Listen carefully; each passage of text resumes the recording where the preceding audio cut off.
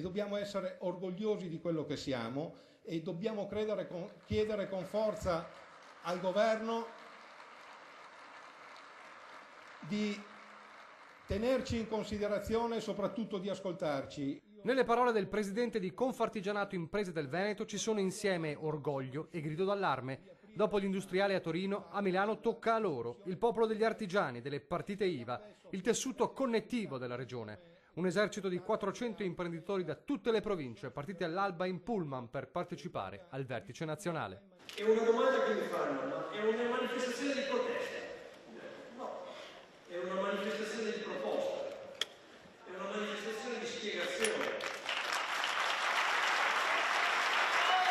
Sono il popolo del sì, sì alle opere e allo sviluppo, ma non sono disposti a farsi mettere i piedi in testa. Noi non siamo pregiudizialmente né a favore né contro nessun governo, noi ci confrontiamo con quello che c'è, però la filosofia nostra è quella della crescita e non è quella dell'assistenzialismo.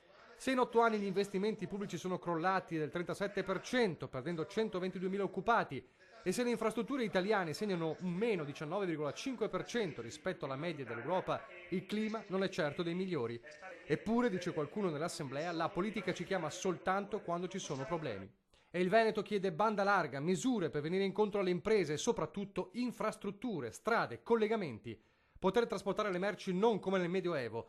Cruciali la pedemontana e il collegamento con la montagna, senza dimenticare quell'alta velocità per la quale sabato ci sarà a Verona un'altra grande manifestazione appello al governo. E credo che la maggior urgenza che noi abbiamo come sistema Veneto sia quello dell'arrivo dell'alta capacità ferroviaria e chiudere la partita veloce da Milano a Venezia.